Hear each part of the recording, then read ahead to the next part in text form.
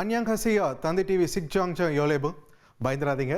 தமிழ் செய்தி சேனலில் தான் நம்ம இன்னும் இருக்கோம். ஆனால் இன்னைக்கு நாம் பார்க்க போகிற தொகுப்புக்காக ஒரு சின்ன ட்ரெய்லர் மாதிரி நம்ம கூகுள் டிரான்ஸ்லேட் உதவியோடு உங்களுக்கு கொரிய மொழியில் ஒரு வணக்கத்தை வச்சேன், அவ்வளோதான். ஸோ இன்னைக்கு நாம் அப்படி எதை பற்றி பார்க்க இருக்கிறோம் அப்படின்னு பார்க்கும்போது, இங்கே நம்முடைய தமிழகத்தின் பொறியியல் கல்வி 2025 இந்த கல்வியாண்டு முதல் பல்வேறு அதிரடி மாற்றங்கள் செய்யப்பட இருக்கின்றன.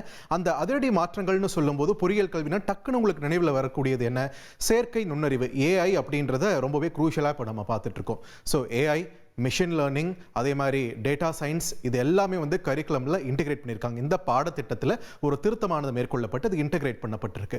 இதையெல்லாம் தாண்டி புதிய விஷயங்களாக நமக்கு ஆச்சரியம் அளிக்கக்கூடிய விஷயங்களாக இருக்கிறது. உடற்கல்வியையும் இந்த முறை பொறியியல் கல்வியோட பாடத்திட்டத்தில் இணைச்சிருக்காங்க. அதே மாதிரி காலநிலை மாற்றம், இந்த மாதிரியான விஷயங்களும் இணைச்சிருக்காங்க. அதோட லைஃப் ஸ்கில்ஸ், அந்த மாதிரியான விஷயங்களையும் இணைச்சிருக்காங்க. இதில் ரொம்பவே அதிரடியான ஒரு நடவடிக்கையாக, மிகவும் கவனம் பெறும் நடவடிக்கையாக ஒரு விஷயம் மாறி இருக்கிறதுன்னா அது என்ன தெரியுமா?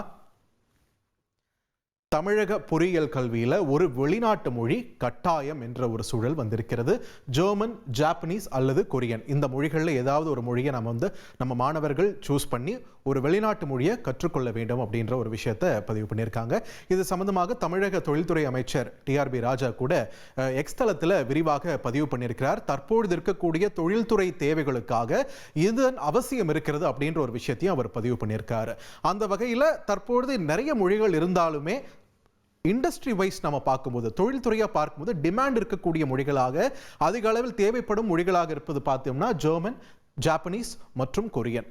ஸோ இப்போ இந்த மொழிகள் கல்லூரிக்கு போனதுக்கு அப்புறம் பொறியியல் கல்லூரி, குறிப்பாக அண்ணா பல்கலைக்கழகத்தில் பொறியியல் படிக்கக்கூடிய மாணவர்கள், இங்கே சிஜி கிண்டி மட்டும் கிடையாது, தமிழ்நாடு முழுக்க இருக்கக்கூடிய 300 பொறியியல் கல்லூரிகளிலுமே கூட ஒரு வெளிநாட்டு மொழி மாணவர்கள் கற்க போகிறார்கள். ஆனால் என் பையனுக்கு நான் சின்ன வயசுலேருந்தே ஒரு வெளிநாட்டு பாஷையை கற்றுக் கொடுக்கணும்னு ஆசைப்படுறேங்க, அது மாதிரியான ஒரு வாய்ப்பு நமக்கு தேவைப்படுது அப்படின்னு நீங்கள் யோசிக்கிறீங்கன்னா உங்களுக்கான ஆப்ஷன்ஸ் என்னென்னு தோணும் இல்லையா? அதுக்கான பதிலாகவும் இந்த தொகுப்பை நம்ம பார்த்துடலாம். ஒரு விதத்தில் இங்கே இன்ஜினியரிங் காலேஜஸில் இந்த 3 மொழிகள் ஏதாவது ஒரு மொழியை நம்ம தேர்ந்தெடுக்கலான்ற நிலையில் மொத்தமாக உலக அளவில் பார்க்கும்போது ஒரு 10 மொழிகள், உலக அளவில் வெளிநாட்டு மொழிகள் எது அதிகமாக தேவைப்படக்கூடிய மொழிகள்னு பார்க்கும்போது இந்த பட்டியல் பார்த்தாலே உங்களுக்கு தெரியும். முதல் இடத்துல ஆங்கிலம், 2வது இடத்துல சீனாவில் பேசக்கூடிய மாண்ட்ரின், 3வது ஜெர்மன், 4வது ஜாப்பனீஸ், 5வது கொரியன், 6வது ஸ்பானிஷ், 7வது அரபிக், 8வது பிரெஞ்சு, 9வது ரஷ்யன், 10வது போர்ச்சுகீசியம்.